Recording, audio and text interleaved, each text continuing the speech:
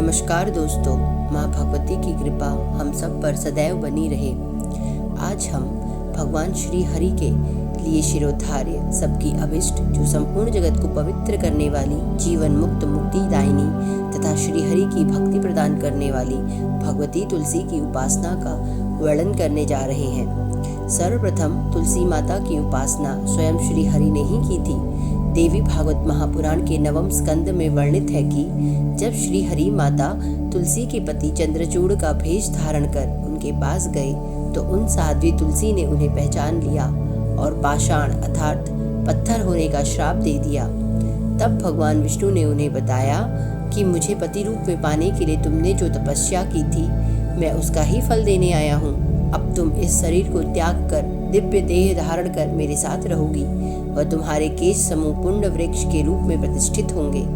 तुम्हारे केश से उत्पन्न वह वृक्ष तुलसी नाम से प्रसिद्ध होगा और तुम वैकुंठ में मेरे निकट लक्ष्मी के समान भार्या के रूप में सदा विराजमान रहोगी।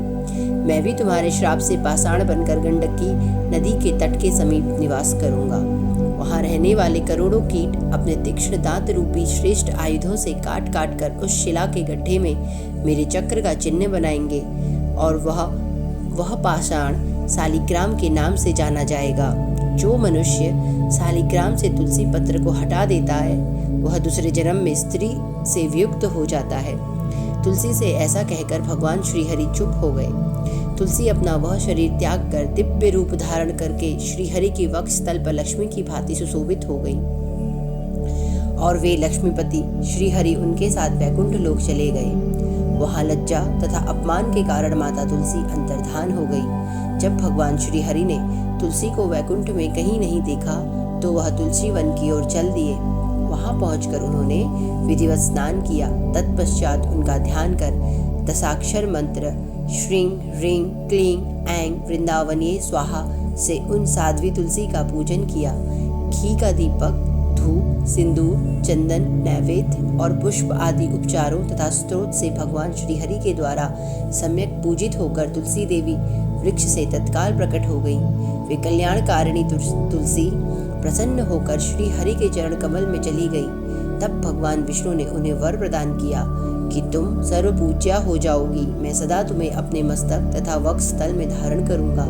ऐसा कहकर भगवान श्री हरि पुनः तुलसी को साथ लेकर वैकुंठ धाम चले गए। कार्तिक पूर्णिमा तिथि को माता तुलसी का मंगलमय प्राकट्य हुआ था। उस समय सर्वप्रथम भगवान विष्णु ने उनकी पूजा संपन्न की थी। अतः जो मनुष्य उस दिन विश्व पावनी तुलसी की भक्ति पूर्वक पूजा करता है तथा कार्तिक मास में श्री हरि विष्णु को तुलसी अर्पित करता है वह समस्त पाप से मुक्त हो जाता है। वृंदावनी, विश्व पूजिता, विश्व पावनी, पुष्पसारा, नंदिनी, तुलसी तथा कृष्ण जीवनी, ये माता तुलसी के 8 नाम हैं। जो मनुष्य तुलसी की विधिवत पूजा करके 8 नाम वाले इस नामाष्टक स्तोत्र का पाठ करता है वह अश्वमेध यज्ञ का फल प्राप्त करता है।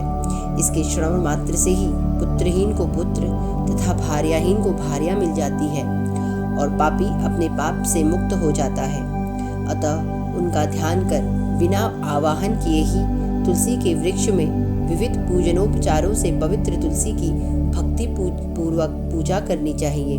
आज के लिए बस इतना ही। हरिओम तत्सत।